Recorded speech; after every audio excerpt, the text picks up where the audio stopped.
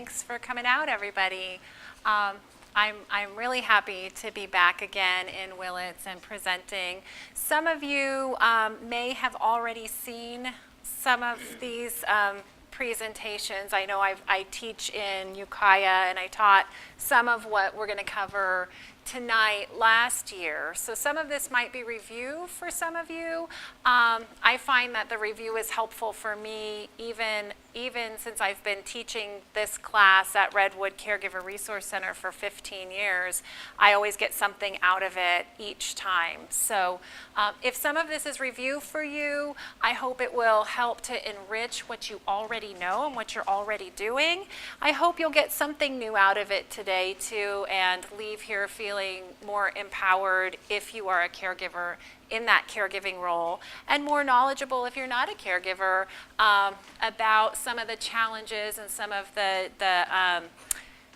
tips that may be helpful with those challenges when folks are caring for a loved one with dementia.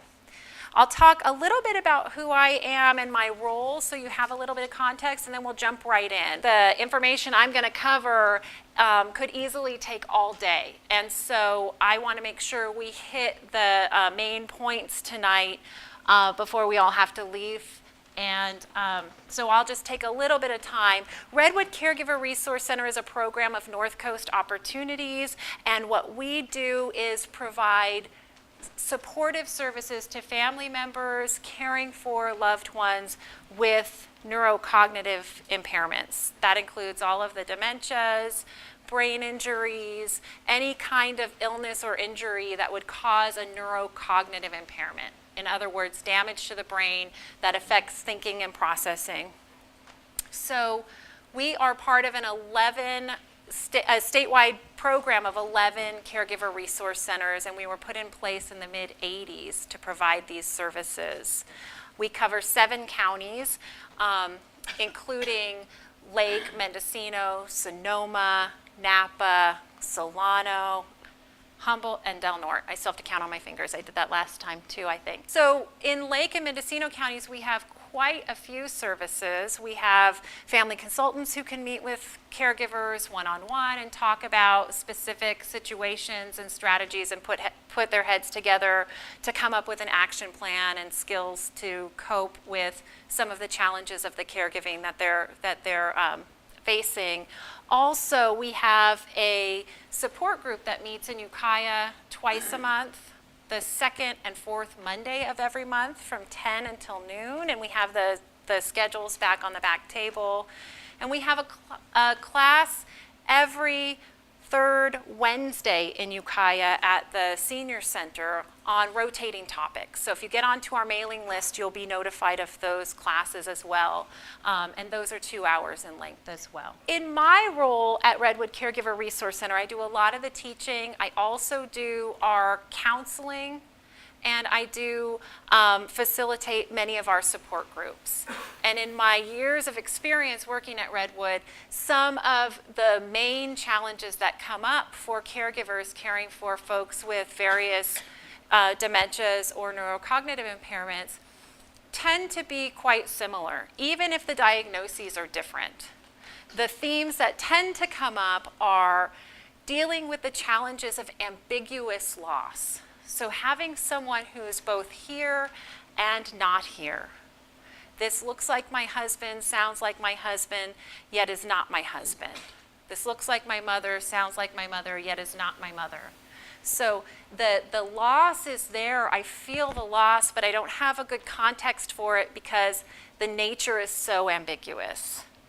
As opposed to loss associated with a death that's pretty clear cut. I understand this as grief because my husband has died or because my loved one has died. And so I have context for my feelings, and even though they're uncomfortable, they make sense to me. Does that make sense? So the ambiguous loss can be really challenging. The other piece is this sense of anticipatory grief. In other words, that sense of waiting for the other shoe to fall. When a person has a chronic degenerative illness like a dementia, we're losing bits and pieces all the time. And so that sense of grief and loss is there, but there's also that sense of foreboding that there's going to be more loss. It causes folks to have their guard up a lot of the time. Because of that stress, and those are the two main stressors that I see for folks that emerge, that the rest of the world doesn't always acknowledge. The rest of the world doesn't always even understand exists. And sometimes caregivers themselves don't understand. Oh, this is grief.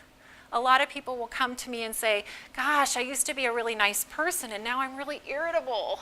Or I used to be really strong and now I'm crying all the time.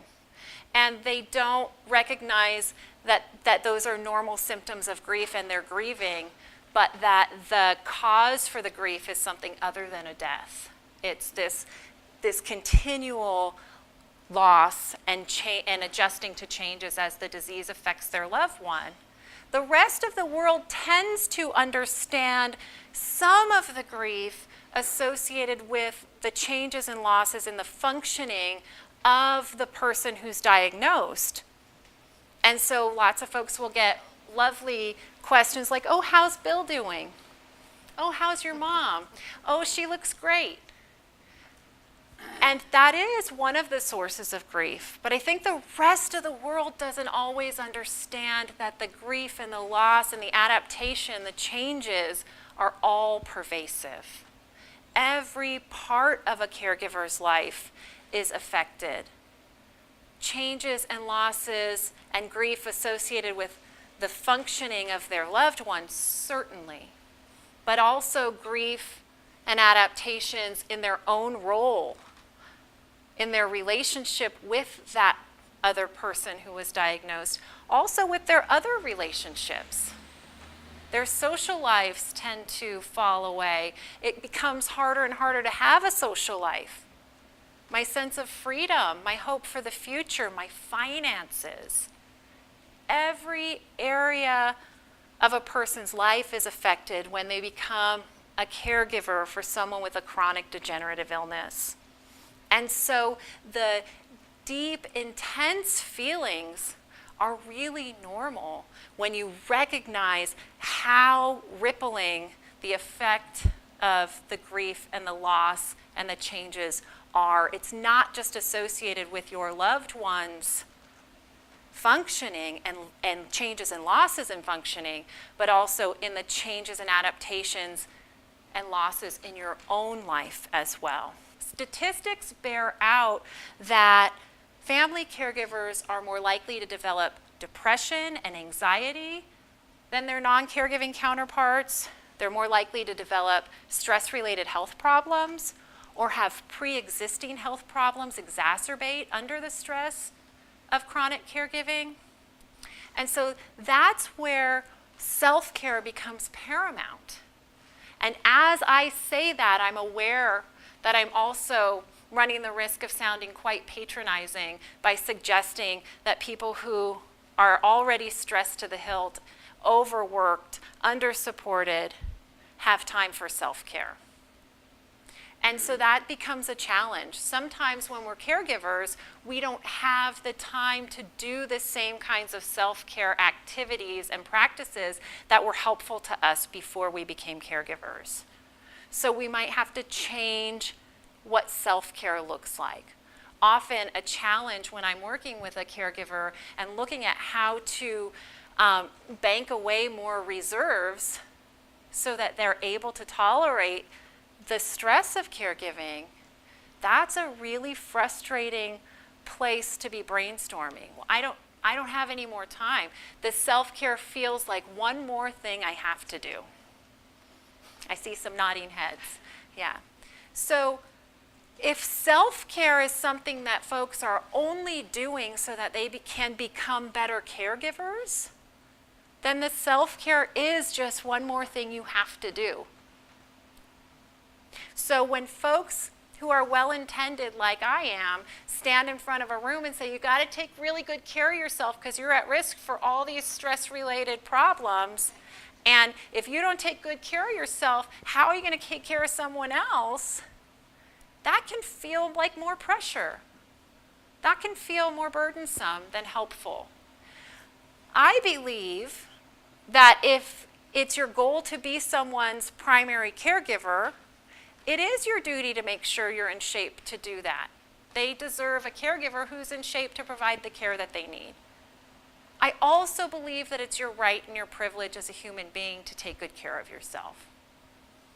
Early on, when I was fresh out of graduate school and just starting here at Redwood 15 years ago, I was facilitating a support group, and I was giving that talk about self-care to a group of people, and I used the analogy of the oxygen mask falling from the ceiling.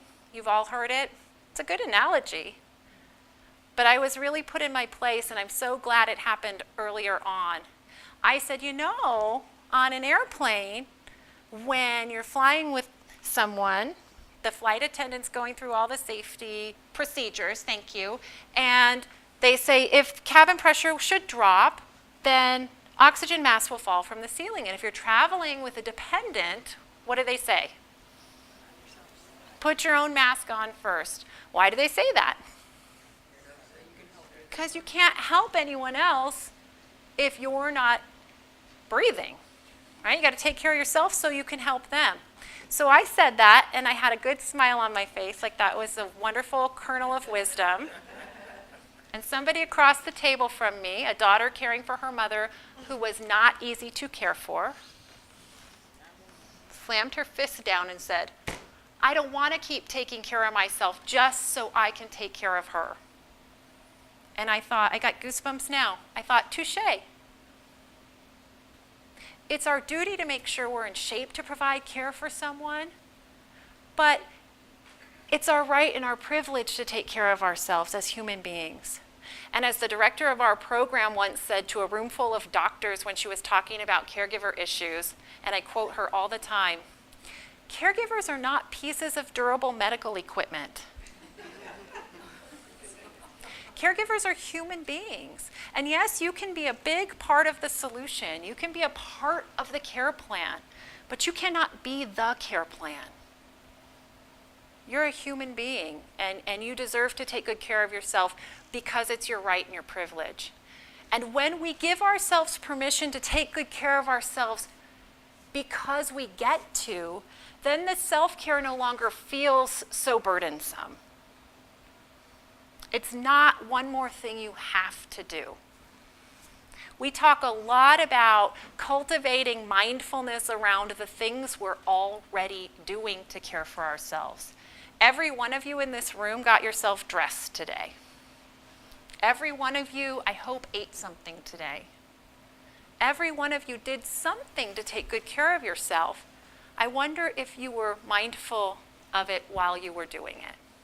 Sometimes we don't have a lot more time. We don't have a lot of resources. Sometimes we can't hire someone to sit with our dependent loved ones so we can get out of the house and go get a massage.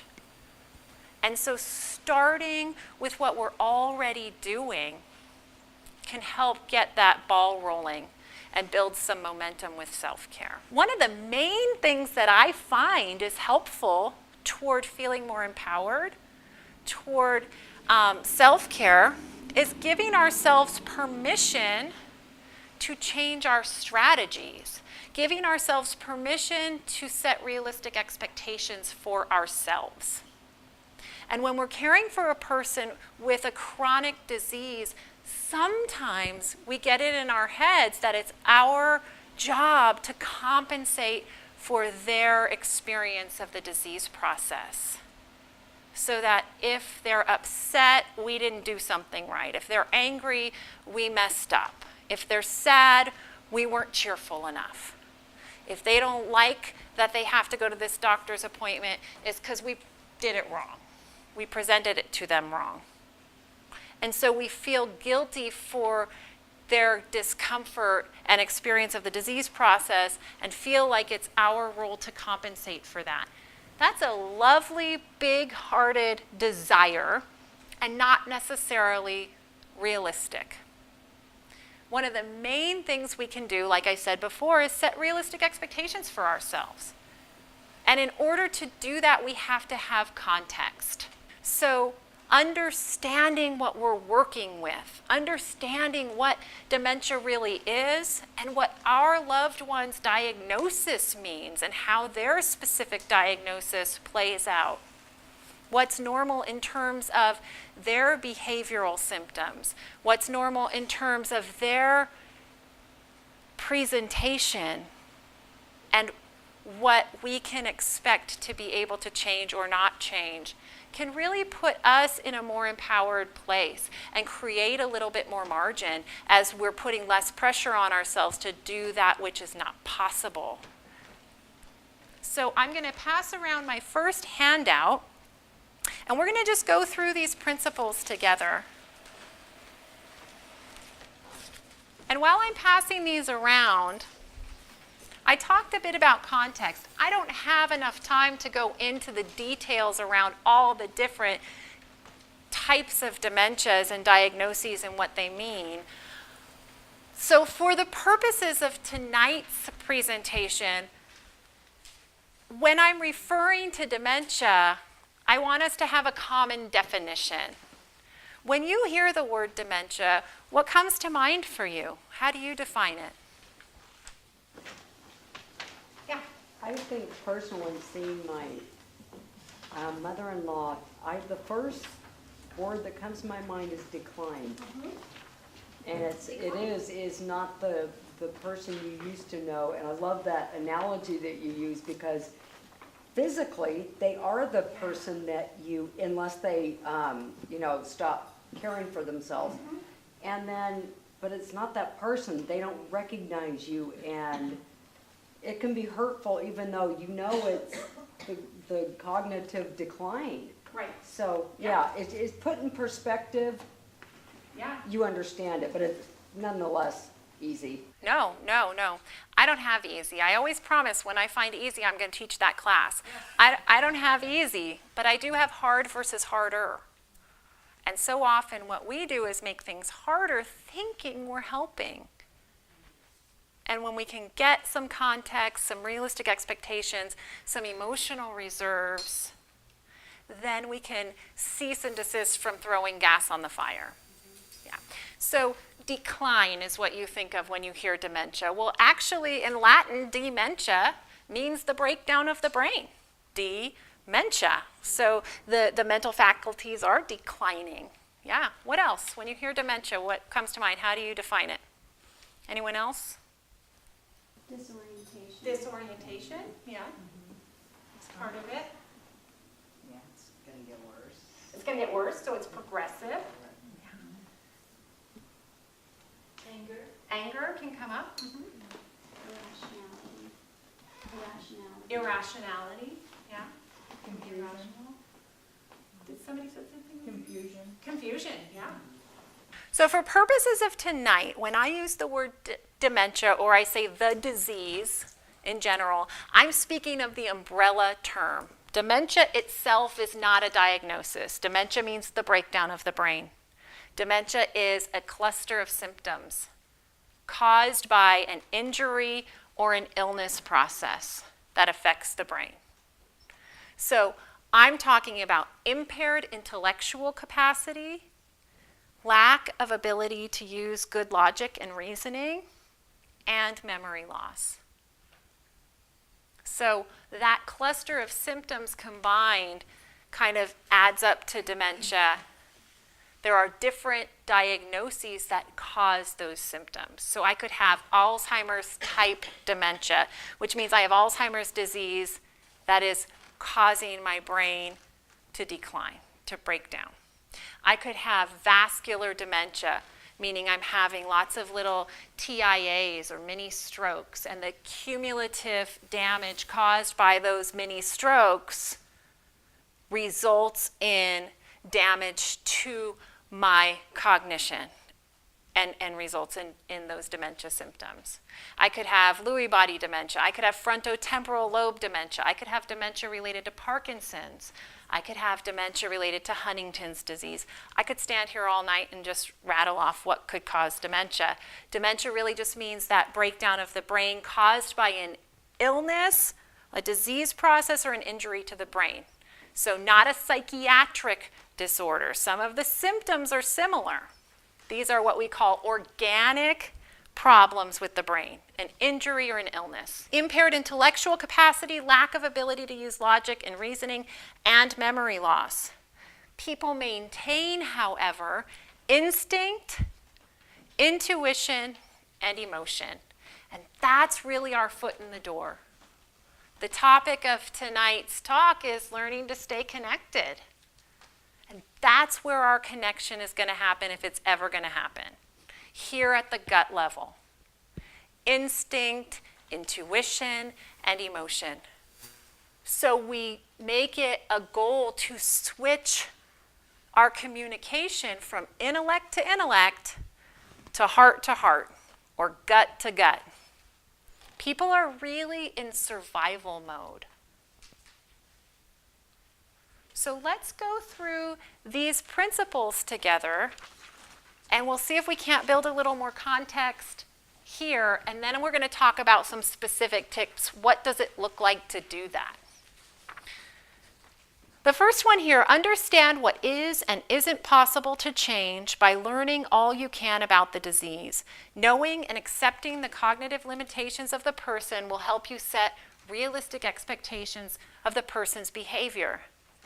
If you're taking notes, I would suggest writing down realistic expectations for myself too.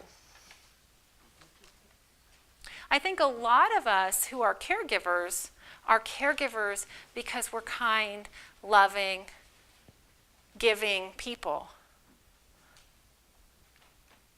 And so it sometimes comes more naturally to us to give the diagnosed person the benefit of the doubt, to set realistic expectations for them. Even when we're feeling frustrated, as you said, you still know they're not doing it on purpose, but it feels like it, right? So it can be harder sometimes to set realistic expectations for ourselves. There's the pressure we put on ourselves. There's also the perceived pressure from society. What kind of a daughter lets her mother go out with her hair looking like that? What will they think? Oh gosh, we can't go to the doctor's office when she's all disheveled. They'll think I don't take care of her. So there's a lot of pressure around what's expected of us as caregivers. Pressure we put on ourselves and pressure perceived by that we perceive from the community. We don't have control over that. We do have control over the expectation we put on ourselves. And the more we have context, we'll be able to set realistic expectations for them, but also for ourselves.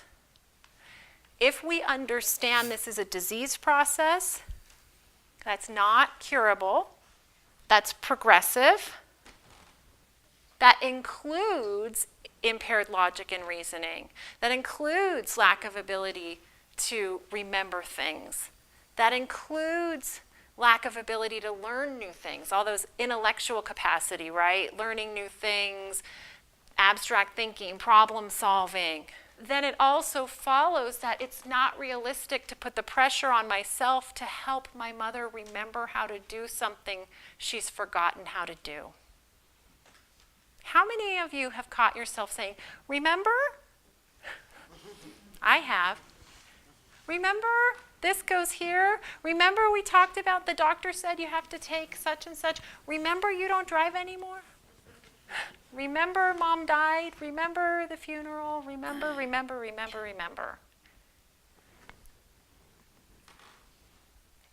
In our good, lovely, well-intended hearts, we desire to help our loved ones be how they used to be and be who they used to be.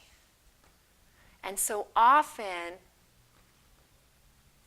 the grief that comes up when we cease and desist from trying to help is so great that we keep trying to help someone function at a different level.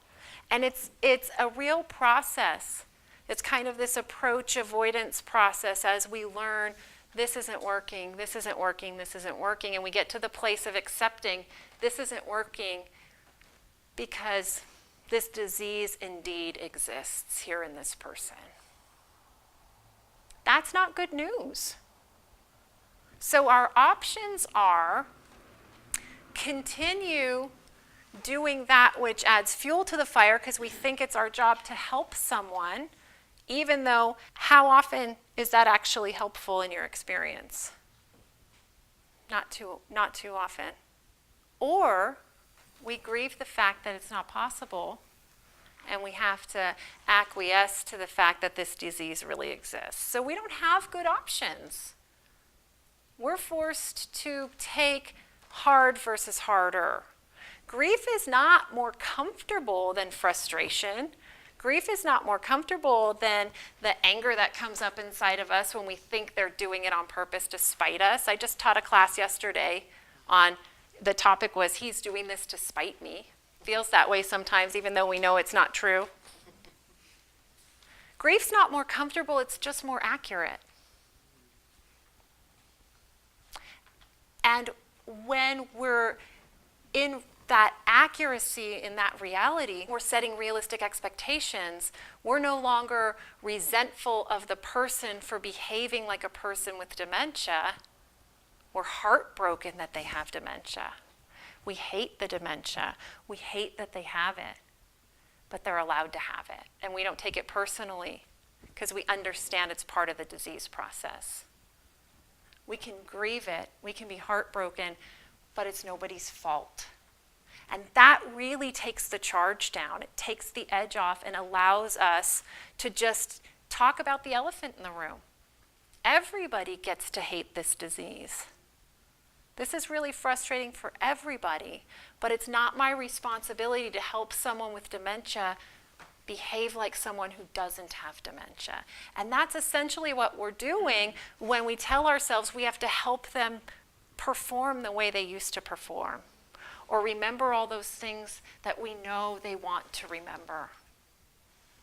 And while it's sad to desist from trying to assist with those things, it's more accurate. This disease is sad. And so when we set realistic expectations for the person with dementia, oh, of course she doesn't remember the doctor said she couldn't drive because the doctor told her that yesterday. And I know with dementia, there's a part in the brain called the hippocampus, which acts like the brain's save button. The role of the hippocampus is to store short-term memory into long-term memory. Sometimes when I ask for the definition of dementia, people will say short-term memory loss. That didn't come up today. But that concept is not entirely accurate. What's happening is not short-term memory loss. It's not the loss of short-term memory. It's the inability to store the short-term into long-term. So there's a part on the brain called the hippocampus, and I think of it as the brain save button. If an experience or information goes into my brain, like one of those USB sticks, and I pull it out before I hit save, it's not on my hard drive.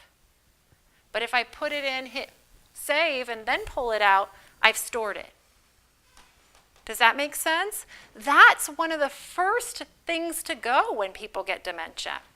And so sometimes it knocks us for a loop because we think, oh, she's just trying to get my goat because she can remember every single person in her high school yearbook.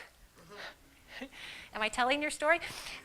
Every single person in her high school yearbook, but she can't remember the doctor said she can't drive. Yeah, right. She can remember all of those songs from Sunday school when she was 4 years old, but she can't remember she has to take the blue pill now? Come on. She's got all those details. I can't even remember half those people, and she can. But she can't remember how to get home from the park? Yeah, right. Well, those memories were stored back when the save button worked.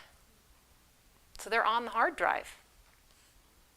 So we have a saying in our office, first in, last out. Usually the first memories we put into our brain are the last to come out.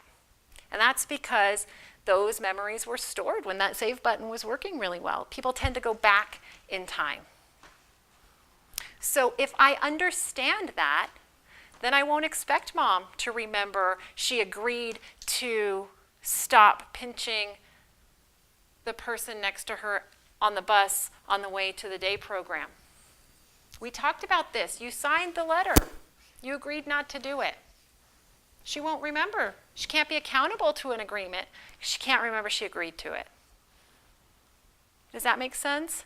The more we know about what we're working with, the more empowered we are to set realistic expectations for our loved one and for ourselves. And if I know she can't do it, I therefore don't have to burden myself with the task of trying to help her do it. And it doesn't mean I gave up. It means I'm setting realistic expectations and allowing her to have her dementia however she's going to have it. And that is a sad thing to have, but it's hard versus harder. It's harder when we go in and try to help people not have the symptoms of the disease that they have. Does that make sense? Yeah. So principle number 2 here, understand that our thoughts, attitude, and actions significantly impact on the behavior of the person with dementia. So that's referring to that gut level stuff I was talking about, that instinct, intuition, and emotion. People with dementia are paying more attention to what they're sensing than to what they're processing intellectually. Does that make sense? Because part of the definition of dementia is impaired intellectual capacity. Lack of ability to use logic and reasoning. They're misperceiving, they're misinterpreting a lot. They're going based on how they feel. I feel as if. And so we really have a lot of power to set the tone. Have you ever had someone just walk into the room, they didn't even say one word, they walk in the room and you already know they're fuming mad? Have you ever had that experience? Because you can just sense it. You're reading body language, facial expressions, rate of breathing, all those nonverbal cues. You're even sensing energy. People with dementia are really sharp there because those abilities remain intact. The example I like to use is the example of a newborn baby. Not because I want to infantilize or childize people with dementia, so don't leave here tonight saying she said people with dementia are like babies. I don't think that. It actually sticks in my craw when I hear people talking to adults with dementia like they're children. I don't like that. What I'm saying is the brain function is similar. As the adult brain with dementia undevelops, while the infant's brain is developing, sometimes there are similar functions. Does that make sense? Okay. So a newborn baby, a few minutes old, still in the delivery room, doesn't have language, logic, reasoning, and I would argue not a whole lot of memory, but can still communicate quite well. Anybody ever seen someone hold a newborn baby who hasn't held a baby before or doesn't have a lot of experience, and they're holding the baby like this? Their intention is lovely. They don't want to hurt the baby, right? I'm going to be so gentle. And what does the baby do? Does the baby say, "Thank you so much for being so gentle and so thoughtful. I really appreciate your intention"? What does the baby do? Cries. Why? It can. Baby's not comfortable. It can sense that you're scared to death. Quite literally, the person responsible for holding my life in the balance is unsure of themselves. Therefore, danger. Ah! This is a baby who's a few minutes old, and that's a lot of communication. Now, the nurses hold those babies. They swaddle them so tight, like a little burrito, and they hold them like this, and they burp them like this, my little baby cell phone, instead of like this, how I was burping my baby and wondering why he was still crying because I want to be so gentle. Who does the baby not cry for? The nurse. Because the baby thinks, oh, this nurse must love me more than my parents? No, because the baby can sense the person responsible for holding my life in the balance is sure of themselves. Therefore, I'm safe. It's a lot of communication that doesn't require logic and reasoning, language, or memory. So if we can remember that our thoughts, attitudes, and actions, the energy we bring to the room, significantly impacts on the behavior of the person with dementia, we've already taken some pressure away. We can start building from there. Boy, today I'm really feeling frazzled. I don't feel like I have a lot of margin. This might not be the best day to have that talk about moving. Today I'm feeling really sad. This might not be the day to have that talk about not driving anymore. Today I'm feeling really frustrated. I'm just at the end of my rope. Maybe before I come in and try to help her in the bathroom, which I know makes her feel uncomfortable, maybe I need to go take some deep breaths or call a friend or go upstairs and scream into a pillow. Do something to discharge some of those feelings so that I don't bring them into the interaction with my loved one.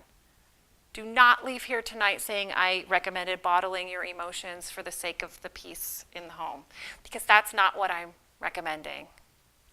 I'm recommending finding an appropriate outlet for your emotions so that you can be empowered not to let them bleed into the interaction and charge up the stress you're already feeling. Does that make sense?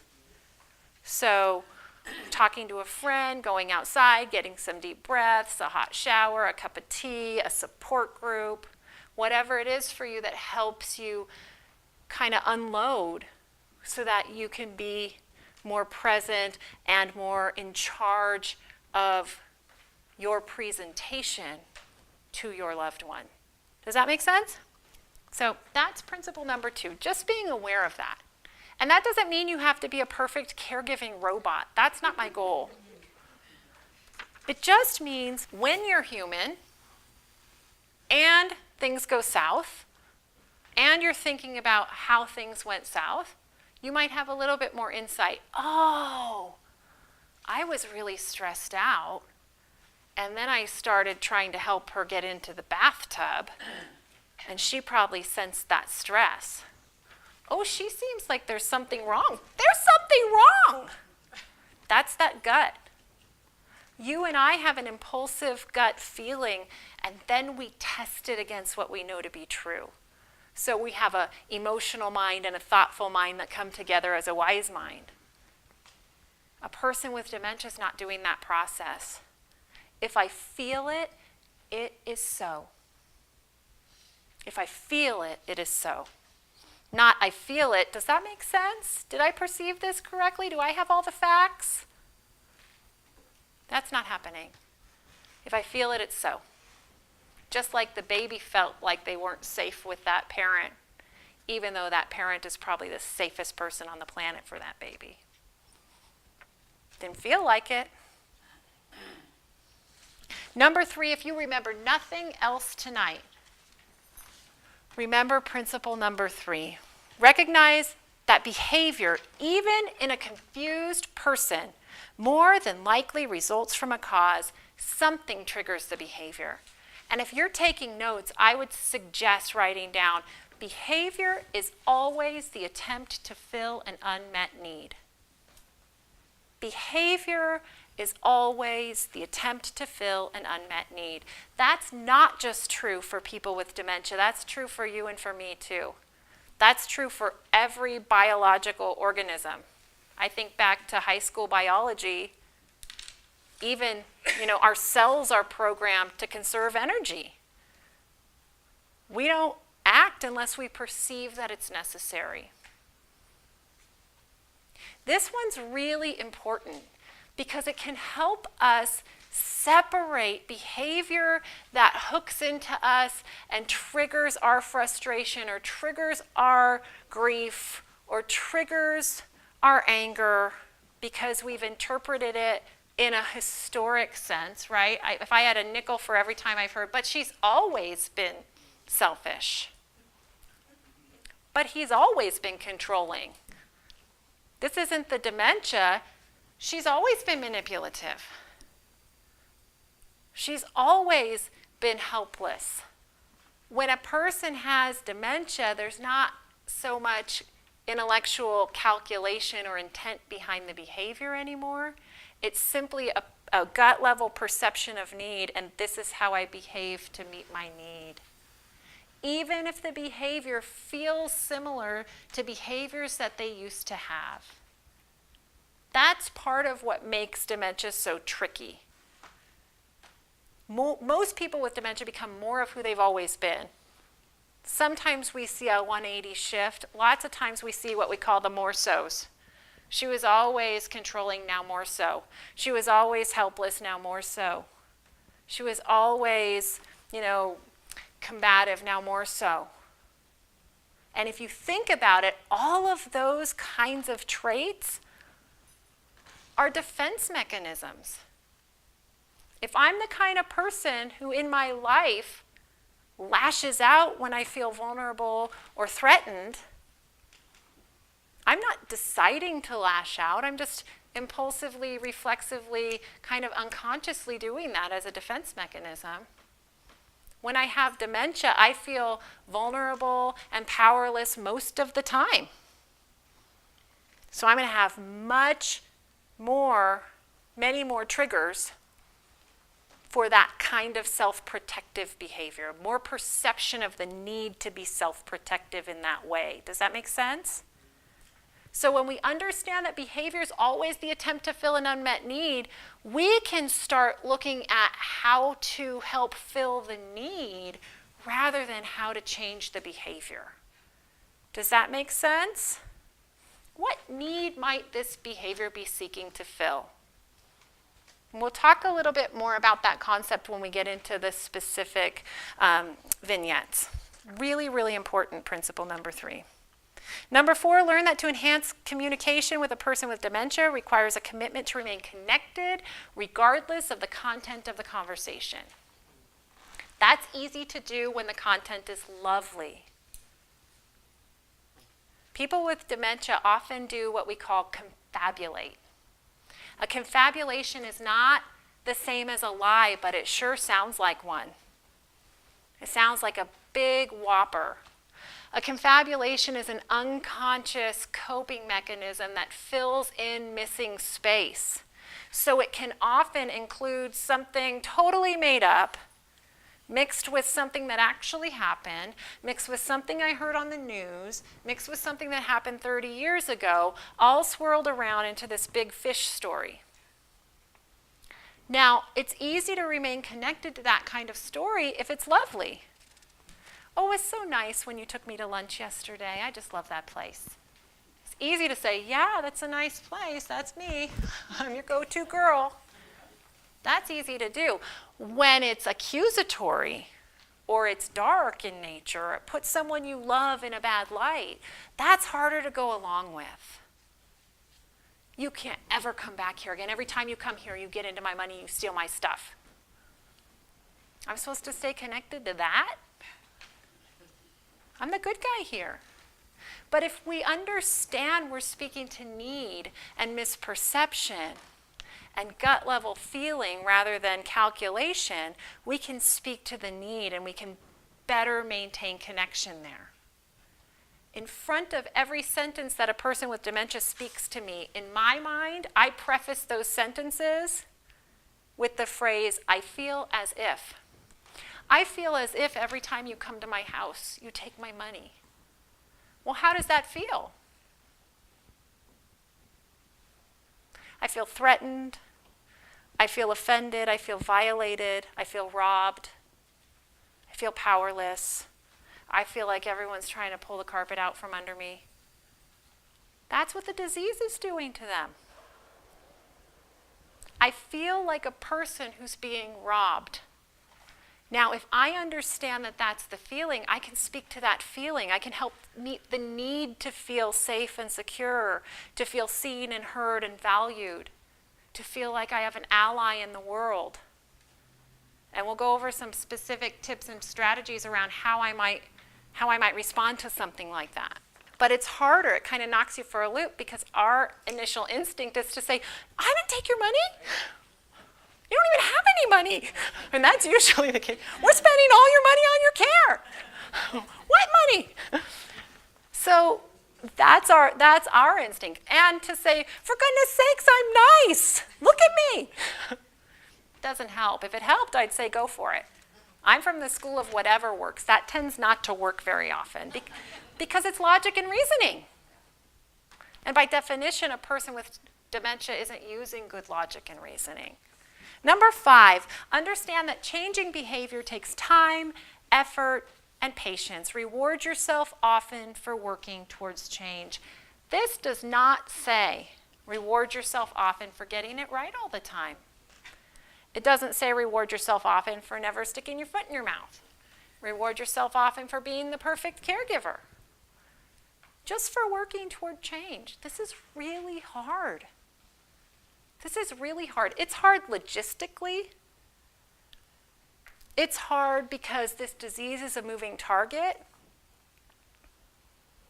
But I think it's really enormously hard because of all of those emotional undercurrents that we're trying to hold while we navigate this crazy disease, which would be hard enough without the emotional undercurrents, without that crazy-making ambiguous loss and the grief that comes up every time we have to adapt the way we interact with our loved one. We have to grieve the loss of the old way working. So these lovely kernels of wisdom I'm here to present you with are simultaneously liberating if we give ourselves permission to use them, but can evoke some grief because it requires me to acknowledge that doesn't work anymore in order to give myself permission to try something new. So it's always this holding of opposites. It's not Pollyanna, now everything's great. It's I can't stop the fire from burning, but I don't have to sprinkle gasoline on it. Hard versus harder. So giving ourselves permission to acknowledge the grief that comes up every time we adapt the way we interact. Be really kind and compassionate with yourself as you're navigating this. Give yourself ceaseless credit for working toward change. That's a really important one of these principles. It's not just there to sound nice. It's really important. Continually give yourself credit. This is enormously difficult and enormously emotionally taxing. I'm going to pass around another handout. These are those specific tips that I mentioned. And as these are going around, if anybody has any questions, I'm happy to answer them. Yes? I understand that changing behavior, you're talking about. Thank you for that. Yes, she just said, when I talk about changing behavior, I'm talking about changing our behavior. Absolutely right. It's the only behavior we have control over. We can never change anybody else's behavior, regardless of whether or not they have dementia. So when a person, I see you, when a person has dementia, even they don't have control over their own behavior. The dementia's running the show. The only behavior we can change is our own. The things that we have control over are the meaning that we assign to their behavior. In other words, how we interpret what they're doing. And that's kind of what principle number 1 was talking about, having that good context so we have realistic expectations. So that the meaning we assign to their behavior and our response to it. And if I assign meaning A to the behavior, I'm going to have response A. And if I assign meaning B to the behavior, I'm going to have response B. Makes a big difference. You had a question. Can you be born with a predisposition to dementia? Well, Jury's out on a lot of different diseases. There are a lot of different conditions that cause dementia. So, like say for vascular dementia, sometimes people have risk factors like high cholesterol, hypertension, that put them more at risk for stroke. And knowing that can help folks have a healthy lifestyle that reduces their risk for stroke, because that's what vascular dementia is. It's dementia related to multiple mini strokes. There are genetic factors for certain diseases, like Huntington's disease has a genetic component. There's a gene of susceptibility for some kinds of Alzheimer's disease, apolipoprotein E, they call it ApoE.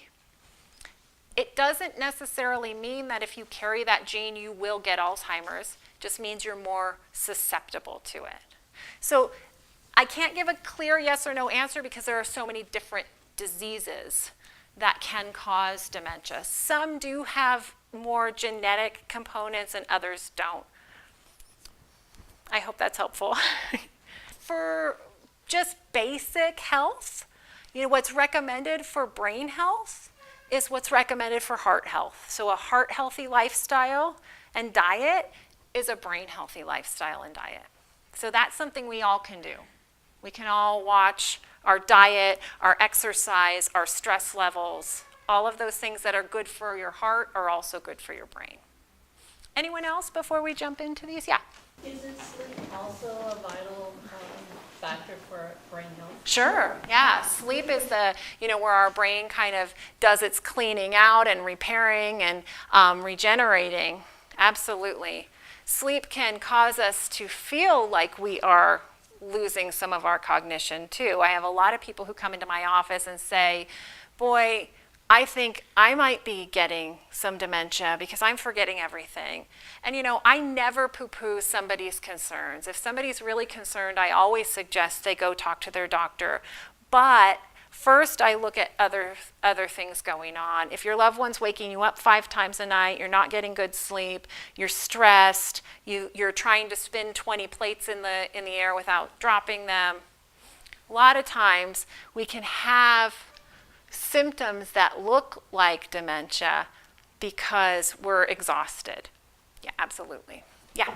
What about outside components like people have stated to me before, such as don't cook in aluminum and things like that? So what is the truth factor on that? I think research is always changing. So I don't know that there's anything conclusive about don't cook in aluminum, don't do this, don't do that. I would say for various reasons, you should probably research what's safer to eat out of. But I don't know that there's any conclusive data. If we knew it was aluminum, we cured Alzheimer's, right? And the cure is still elusive. We can practice healthy lifestyles with the information we have, but I'm all for whatever works, but I also really love science and research because it's all we have to go on, right? And part of what's so confounding is that research is always changing. So when we're reading a study, we have to look at who funded the study, who conducted the study, how large was the sample group. All of those factors make a big, big difference. So everybody has this sheet here, the tips for interacting with a person with dementia. This is where I'm going to draw some vignettes from some of my own practice. Before I worked for Redwood, I also worked for an adult day program for folks with Alzheimer's, one of the first in the state whose purpose was to provide respite for family caregivers, the Alzheimer's Respite Center down in Sonoma County.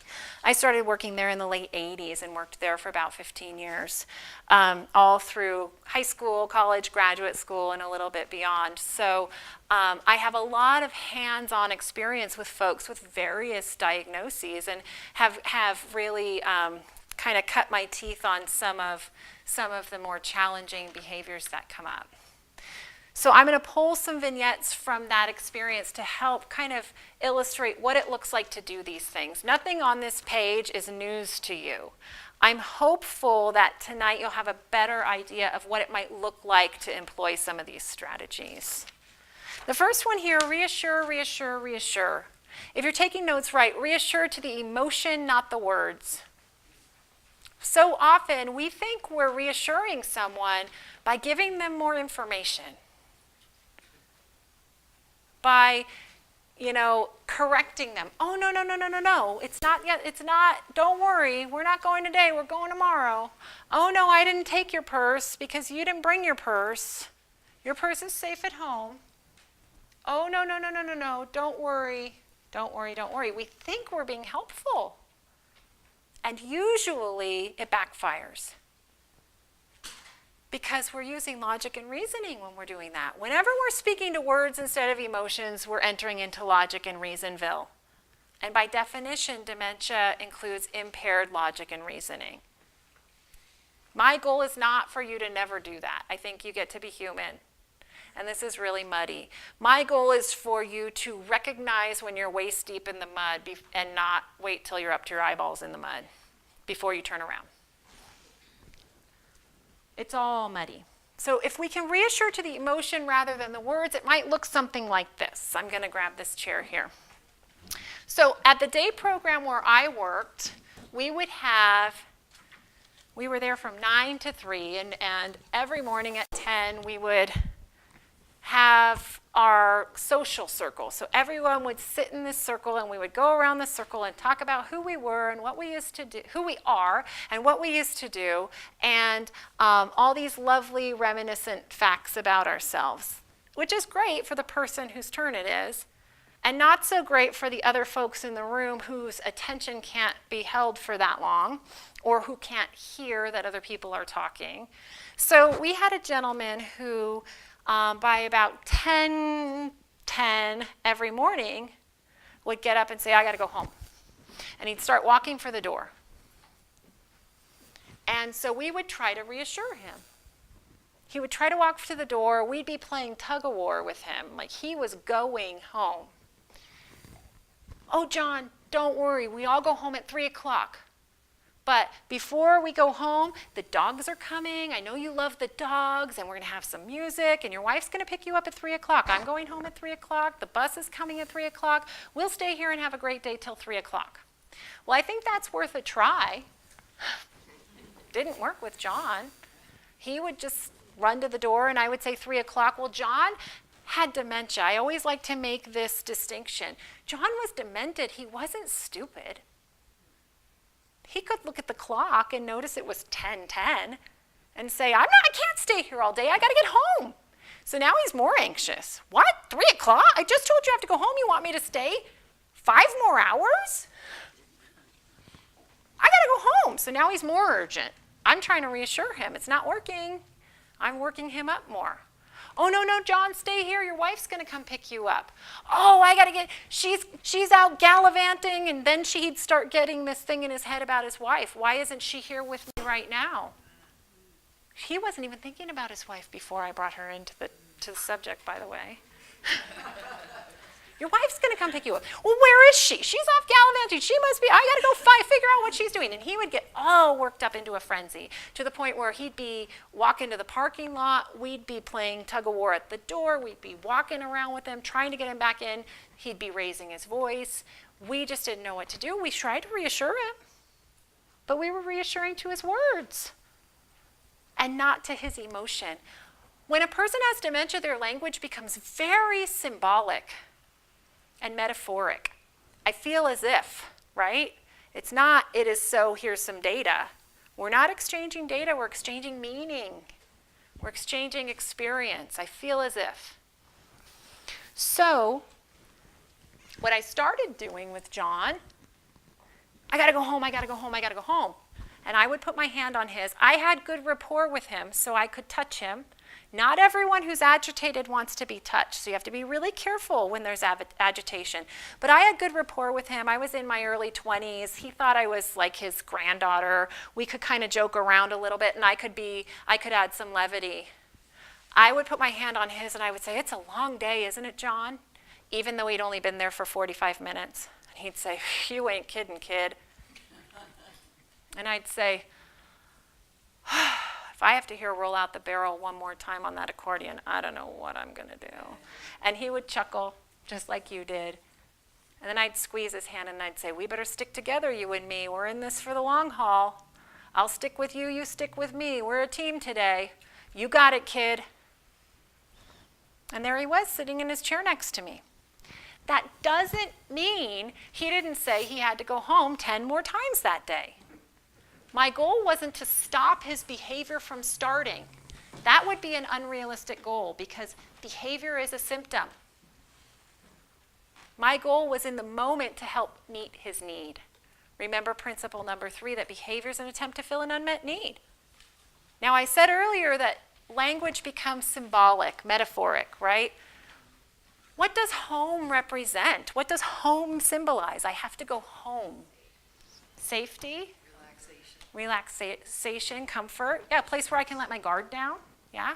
You were saying something? Reassurance? Yeah. I feel like I'm myself here. I feel like everything's right with the world in my home. Everything's predictable, familiar. I have some sense of autonomy, personal power. I'm accepted. People love me. I can let my guard down here. John wasn't telling me, take me from this building and bring me to that building. This was not about geography or location. John was saying, right here in this moment, I don't feel safe. I don't feel reassured. I don't feel comfortable. Nothing seems familiar. Nothing's predictable. I don't feel like I have any power or control here. He needed those things. The second time I talked to John, I didn't even use the word home. The first time I kept saying, we'll go home at 3. We'll go home. Your wife will bring you home. This wasn't about going somewhere.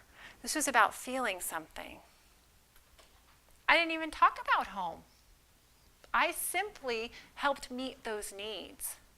It's a long day, isn't it, John? Validating his experience. I see you. I hear you. I get it. You ain't kidding, kid. If I have to hear roll out the barrel one more time on that accordion, I don't know what I'm going to do. And they were paying me to listen to it. And I liked it, but I mean, every day. So you're not crazy. I don't think you're crazy. I see you. I hear you. I'm on your team. I actually said we're a team. We better stick together. I'm going to look out for you. You look out for me. So I'm going to keep you safe, and I value you and give you a purpose to keep me safe. So helping meet all those needs just in a few sentences, so that in that moment he felt seen and heard. He didn't have to get bigger and louder. People who don't feel seen and heard get bigger and louder. When somebody is getting bigger and louder at you, consider how they might not feel seen and heard. And when we get bigger and louder, we should think about how we might not feel seen and heard in that moment. So reassuring to the emotion, not the words. The words are code for meaning. They're code for the emotion. That doesn't happen overnight. Especially in the heat of the moment, to think that quickly on your feet is really tricky. I don't expect that everyone's going to leave tonight and be able to do that every single time in the heat of the moment. But I do expect that maybe after you've struggled with something, you might have a little more insight. You might be able to problem solve after the fact, and then maybe build your skills as you go into the future. The second one here, try to remain calm. I don't think that's fair. I think you should write, try to convey calm. This isn't about, I mean, it's really hard to remain calm, right? But this is really rooted in that principle number 2, that the more cool, calm, and collected we appear, the more safe and secure and trusting our loved one will feel in our presence.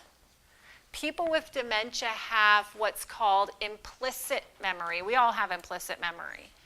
But for people with dementia, their implicit memory remains. Implicit memory refers to that emotional memory of a person or a place or a situation. I like to call it emotional memory because it makes more sense to me. So Your loved one can't remember anything you want them to remember, but they can remember they're not getting out of the car outside the doctor's office. How do they know that's the doctor's office? They can't remember anything else. Or they can't remember anything you want them to remember, but they remember they're still mad at that woman. I have so many clients who tell me that my husband hates Dr. So-and-so because she took his driver's license away. That implicit memory. For example, in the day program where I used to work, I would walk into the room and people would say, "Oh, there she is." And if you ask them, "Who is that?" they wouldn't say, "That's Alexis, the girl who helps us every day." They didn't know who I was or how they knew me. They just knew when my face was in the room, they felt good. I let them save face in my role. When the nurse walked into the room, the nurse whose job it was to make them take medicine they didn't think they needed, the nurse whose job it was to make them use their walkers that they didn't think they needed, the nurse whose job it was to cut their meat for them, even though they were quite capable of cutting their own meat in their own minds. She would walk into the room, and my hand to God, I'm quoting, they would say, "She's a bad one. I'm not going with her." Even if she wasn't asking them to do a task, when the music was playing and it was dance time, she never had a dance partner. Nobody wanted to dance with poor Jean, the nurse. And it wasn't because they knew that's the nurse who makes us do things that make us feel uncomfortable. They just had an implicit memory. When her face is in the room, we don't feel good. We have a lot of power to create an emotional memory of ourselves as the good cop. So if we can try to convey calm, cool, calm, and collected, they get to be right all the time. They get to save face in our presence all the time. That doesn't mean we give them the knobs to the stove or the keys to the car if it's not safe. It just means we cease and desist from having them have to understand why. We don't have to have the conversation. We orchestrate behind the scenes, and in their presence, we say, "I see you, I hear you, I'm on your team." Just like with John, I didn't have to explain to him why he needed to be here and that he was going to go home at 3 o'clock. I simply came alongside him and said, "I see you, I hear you, I'm on your team." And I did it in a really calm way. I didn't get thrown into a tizzy because I was afraid he was going to walk out the door again. It took a while to get there. So when we can convey calm, we're setting that stage, that emotional tone, for them to feel safe in our presence, just like the nurse who swaddled the baby and held the baby tight. Do not disagree with made-up stories. This is a tricky one again. This is rooted in that principle number 4, right? To remain connected regardless of the content. It's easier to do if the made-up story is puppy dogs and butterflies. If the made-up story is something heinous or accusatory of us, which is usually the case, because the primary caregiver tends to be the target, because we're the ones keeping the lid on everything and reminding people and making people feel the way the nurse made them feel at the day program, because we're trying to help. If the story is accusatory or heinous or dark, it's harder not to disagree with it. When I was doing my graduate research, I did my master's thesis on life review as an intervention for depression with older adults. Life review is not therapy, but it's a process of helping to recall and reminisce your life. And it's rooted in Erik Erikson's 8th stage of human development, which says that at the end of our lives, we have a task to complete. We either die with a sense of integrity about the life we've lived, or we die with a sense of despair. So that 8th stage of development is integrity versus despair. And so often, just the process of telling the story of your life. In fact, a lot of hospices now do guided life review. That's what I did with people. I sat on their actual deathbeds with them and guided them through their life story and put together books. And it's profound, just telling that story, how empowered people become. And I remember as a student, I was traveling and I was at a conference listening to someone who was a big shot in the field talk about life review and telling your life story. And this always stuck with me. Somebody asked a question about, well, what if someone says something and you know it's not true? Do you correct them? It's an ethical dilemma, right? And the person on the stage at the podium said, telling a story puts a person in a powerful role. When we correct them, we take their power away. If our goal is to connect, if our goal is to help give back some sense of power and control, simply not correcting a made-up story hands back some power. We can't give back the car keys if someone's not safe to drive. We can't give back the power tools if they're not safe to use them. We can't give back the knobs to the stove if they're not safe to use the stove. But we can simply give them power over the content of their story. And when we remember that the words coming out of their mouth are dictated by a broken brain, and that their language is actually code for meaning at this gut level rather than data, we can take a step back and think, what might they be telling me about how they feel right now? So that's really huge in terms of giving back some power. When I feel like I've got some power, I don't have to fight for it. Anger is almost always the response to feeling vulnerable and powerless. And that's true for a person with dementia. That's also true for you and me. That's just survival. If you back even the nicest dog into the corner, it's going to lunge at you.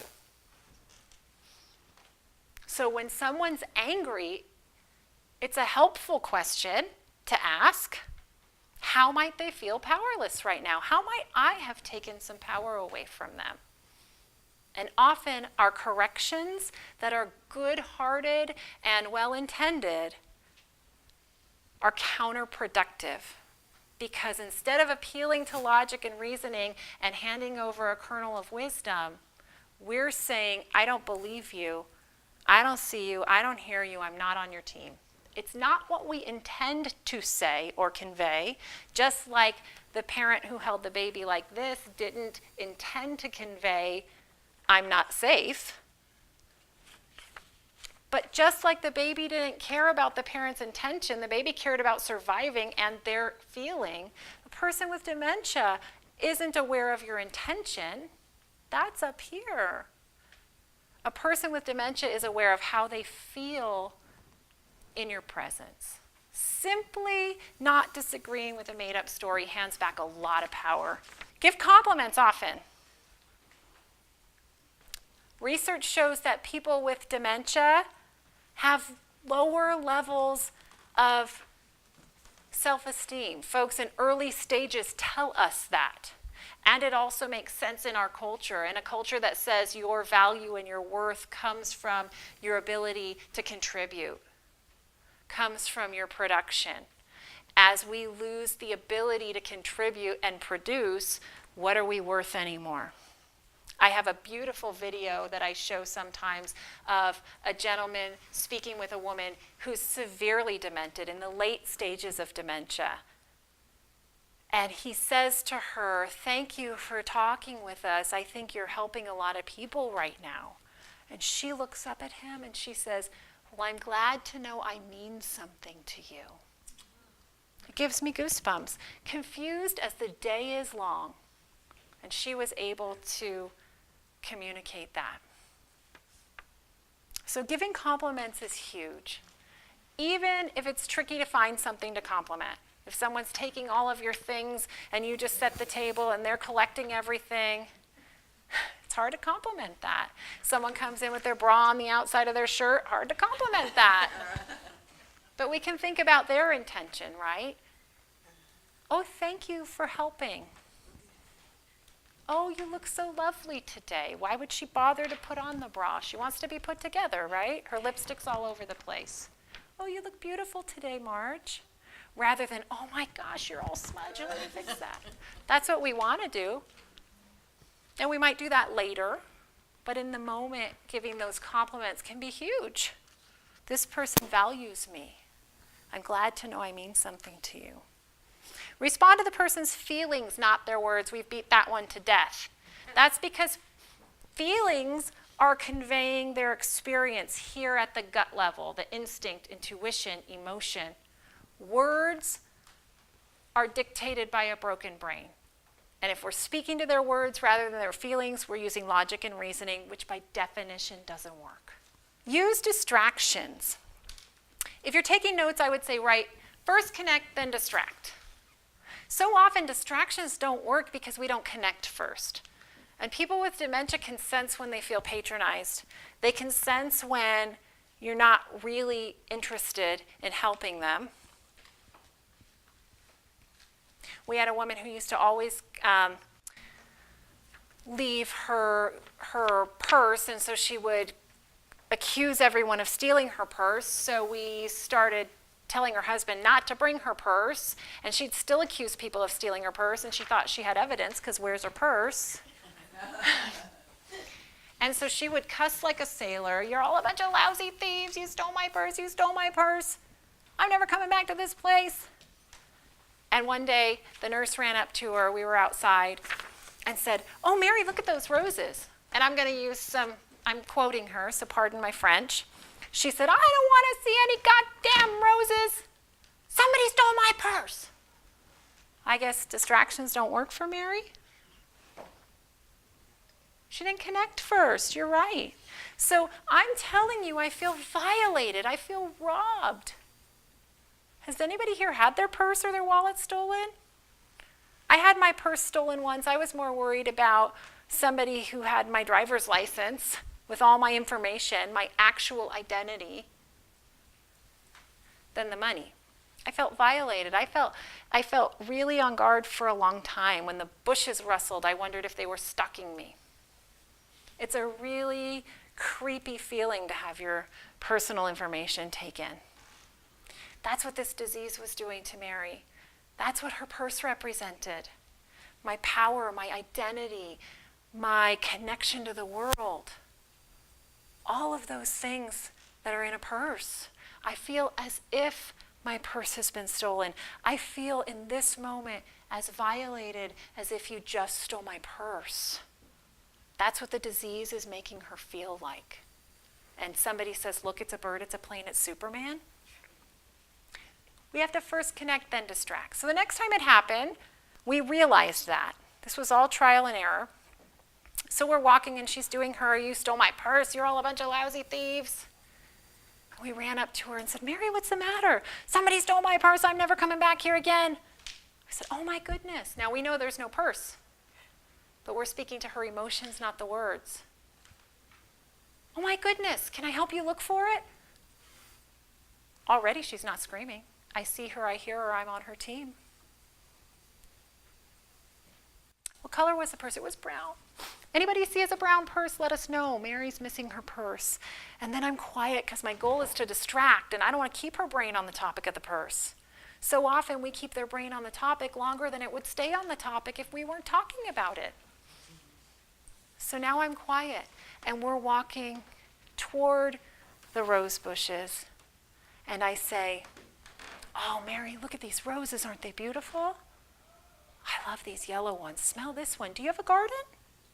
And now we're talking about roses, and she's distracted. That doesn't mean 20 more times that day she won't accuse people of stealing her purse. It just means when she does, we can connect with her and distract her onto something else. We can say, we see you, we hear you, we get it.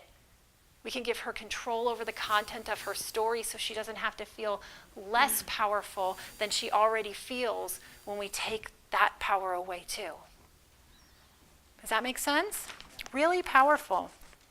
Try not to reason with the person. I just put these in there to put icing on the cake. Logic and reasoning by definition don't work. Try not to. Try. It's really hard to switch gears. Give yourself permission to alter the truth. Now, this is a tricky one. Because we've been taught since we were this big that truth and honesty at all costs is what's respectful. And it's disrespectful to ever alter the truth. Now, when a person's brain looks like this is a cross-section of a healthy person's brain, older adult's brain, upon autopsy. They're perceiving truth one way. This here is the cross-section of a brain upon autopsy of a person who's had Alzheimer's. Actual holes in it. And I'll show you side by side. So the truth for this brain is very different than the truth for this brain. There's a term called the therapeutic fib, and I used that term myself. I don't love it, but I haven't found a term that's better. I might have been doing this so long that I just rationalize, but I think when we alter our language to speak to emotions rather than words, I don't think of that as lying. I don't think of it as a fib. Language has always ever been code for meaning. And when a person has dementia, the code changes. So if someone comes to me and says, "Where's my mother?" and I know their mother died 20 years ago, I could stick to honesty and respect and say, "Well, remember your mother died. Remember the heart attack? Remember that she had a heart attack and died, and we had a lovely funeral. And she's buried right next to Daddy in Connecticut." What? Nobody told me? It's like hearing it for the first time, that shock and awe of grief every time. Or I could say something like this. "Where's Mama? I can't find Mama. I haven't seen her today. But as soon as I do, you'll be the first to know." I don't think that's a lie. First of all, if I do see her dead mother, she will be the first to know. I promise that. I promise. But when we think about what she's actually saying to us, she's not saying, "Bring my dead mother to me," right? She's saying, "I feel reminiscent. I feel like a little girl who needs her mother." Another one is, "My parents are looking for me. My parents are looking for me." And my friend at the day program said, "I know, I saw him in the hall." She thought she was going to join with her, right? And the woman said, "You did not, they're dead." She thought, what? She wasn't actually saying, "My parents are looking for me." She was saying, "I feel like a little lost girl, so vulnerable and so lost. My parents must be looking for me. I feel as if I'm a person whose parents must be looking for me. I feel lost in the wilderness." We speak to those emotions rather than the words. I don't think it's a fib. I think I'm switching the code to convey accurate meaning. I see you, I hear you, I'm on your team. Avoid asking questions that rely on short-term memory. That's because we know that hippocampus isn't storing those short-term memories into long-term memories. So we're just setting ourselves up for frustration. We're setting them up to not be able to comply and to feel that angst of wanting to give you the information you're asking for but not being able to, and then feeling the shame. And oftentimes that creates combativeness, because vulnerability often results in anger, because anger makes us instantly powerful when we feel powerless. So simply not asking questions that rely on short-term memory can solve a lot of problems. Break down all tasks into simple steps.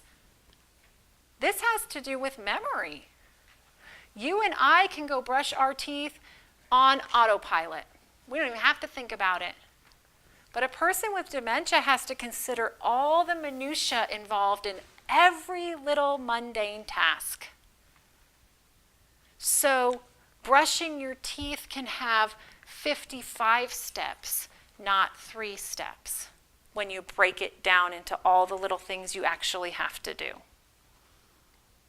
So sometimes there's a dilemma around helping someone do something or allowing them to do it for themselves when it might take 3 hours. And I would say, give yourself permission to do what works on that day. If you have time and energy to help them through all those little tasks, and they have the time and energy to do it and the desire, then do it. If they say no, no means no. So we're not helping anyone by forcing them to go through it. But if you don't have the time and the energy to go through it, you're really setting yourself up for frustration and resentment toward them that they didn't really deserve when they can't comply or perform quickly or accurately. So it's okay to do for someone what they've already lost the capability of doing. Nobody forgot to tie their shoelaces because you tied them for them. They forgot to tie their shoelaces because the dementia is making their brain break down. Some days they can do it, and some days they can't do it, and that's the roller coaster nature of the disease. Respond calmly to anger. Don't contradict.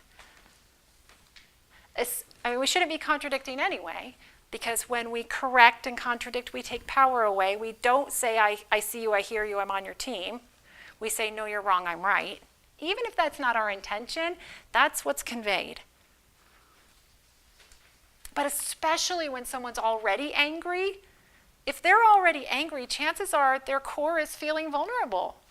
And therefore the self-protection, the perception to get big and loud, the perception for the need to get big and loud.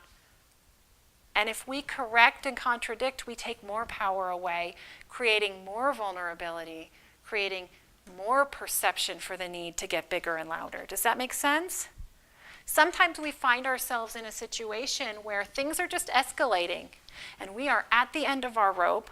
We've tried everything we know how to try and things are just escalating.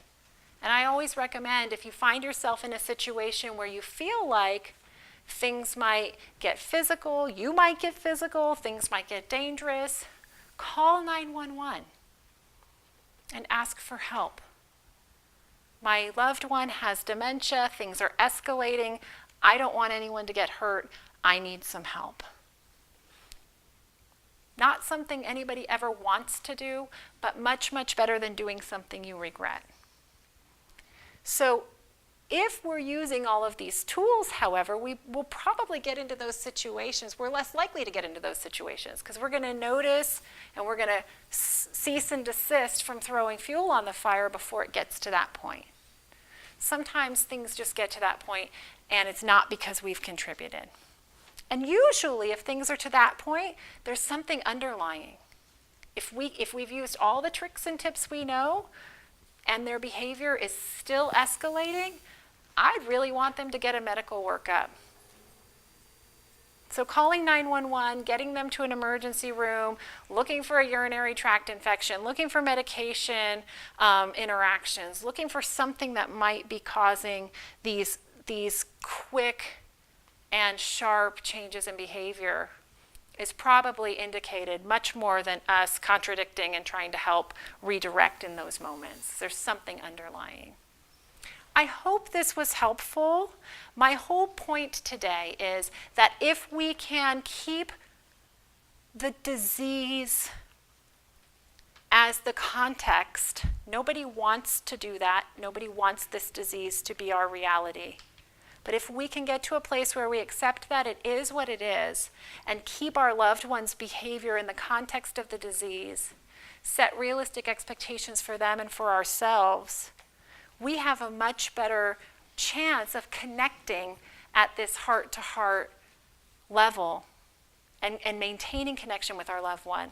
But that will also help reduce our experience of stress and frustration, which in and of itself is an act of self-care, giving ourselves permission to make some changes that help relieve some of the frustration. And when we have some margin in our gas tank, then being able to sit down and brainstorm other ways that we might be able to incorporate some self-care might not seem like such a daunting task. Thank you all for being here tonight. I hope this was helpful. Take care.